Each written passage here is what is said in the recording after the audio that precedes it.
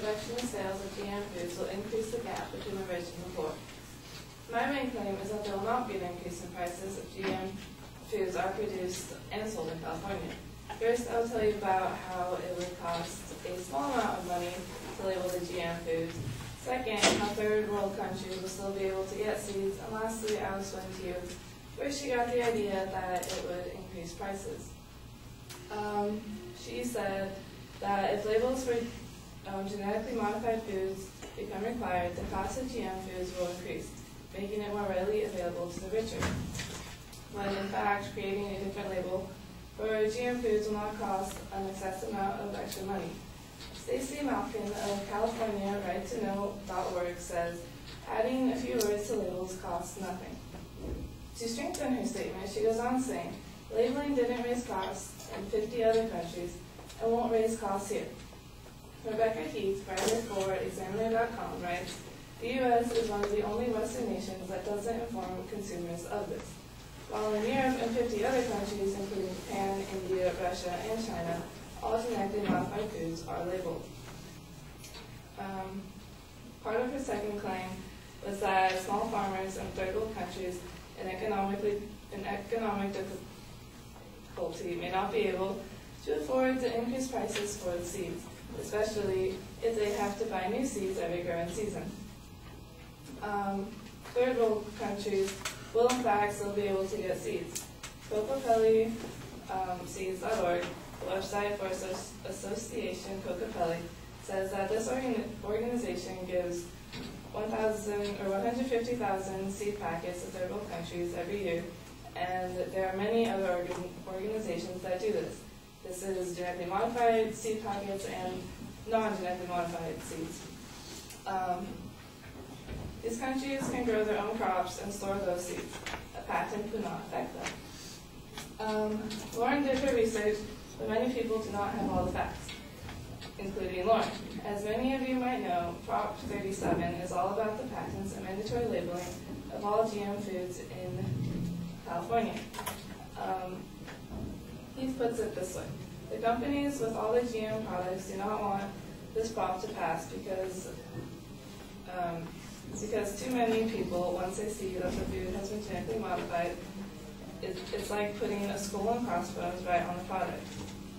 So the obvious thing for them to do is want to persuade people not to pass Prop 37. And how do they do that? Heath writes that the powerful ag industry, led by seed giant Monsanto and PepsiCo, have raised $34.5 million and is spending it on a public relations blitz to try to sway voters against the initiative. They use this money to create no on Prop 37 ads that say that prices will increase if the prop is passed. No on 37 ads contend that labeling would force common food products to be packaged and then to shake down lawsuits against farmers, grocers, and food companies, causing higher costs for consumers. People don't want to vote on something that will cost them more money, so these companies want to persuade them that will happen. Heath says that in a poll taken earlier in October, it showed that 77% of California voters support the labeling, but 48% of that group said they would vote against it if it increased food prices. Lauren said that genetically modified crops need to be kept separate from unaltered crop in order to not infringe on the patent. But the prop clearly states that foods that are unintentionally produced with genetically engineered material are exempt from the patent. So yes, they will try to keep them separate, but when stuff gets mixed up on accident, it's okay. Here's the rest of what Prop 37 says. According to ballotpedia.org, it requires labeling on raw or processed foods offered for sale to consumers if made from plants or animals with genetic material changed in specific ways. It prohibits labeling or advertising such foods or other processed foods as natural. Exempt foods are certified organic, unintentionally produced with genetically engineered material, made from animals fed or injected with genetically engineered material, but not genetically engineered themselves. Processed with or containing only small amounts of genetically engineered ingredients, administered for treatment or medical conditions, sold for immediate consumption, such as in a restaurant or alcoholic beverages. Once again, there would not be an increase in prices because it would not cost an excessive amount of money to create new labels. And I explained to you why Lauren and so many others had the idea that it would.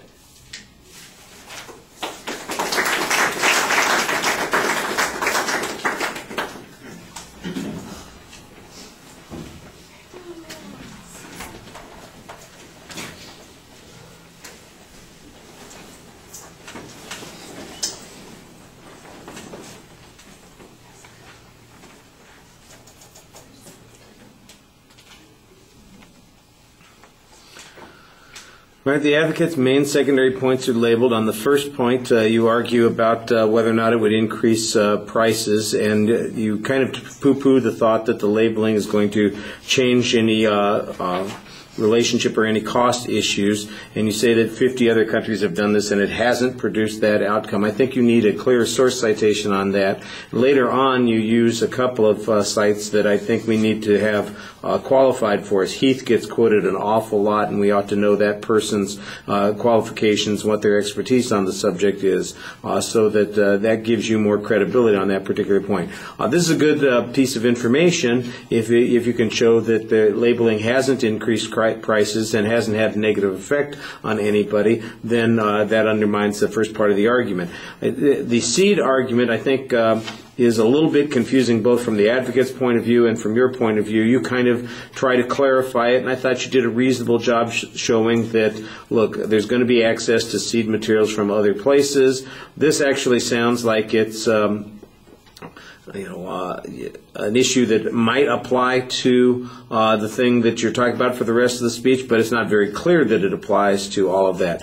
And then the whole second half of the speech is all about Prop 37, and I don't remember Prop 37 being mentioned as the model in the advocate's point. It might be, and maybe that's where some of their information came from, but you should make it clear that that is in fact the case, because otherwise it sounds like we've kind of shifted from this generic argument about what the impact of genetically modified foods is going to be to a more specific policy issue concerning this particular proposition. And then all the evidence that you present subsequent really seems to be focusing on Prop 37. And again, I think we ought to know who Heath is a little bit more. There's this argument that says that people are being misled on this in terms of food costs. Well, that's, that first argument that you presented some evidence on, so don't forget to remind us about that particular point. And then the patent issue, I think that largely gets confused, and I'm not sure what relationship it has to Prop 37, if any. So, like I said, I'm not sure if there are two arguments that are getting conflated here,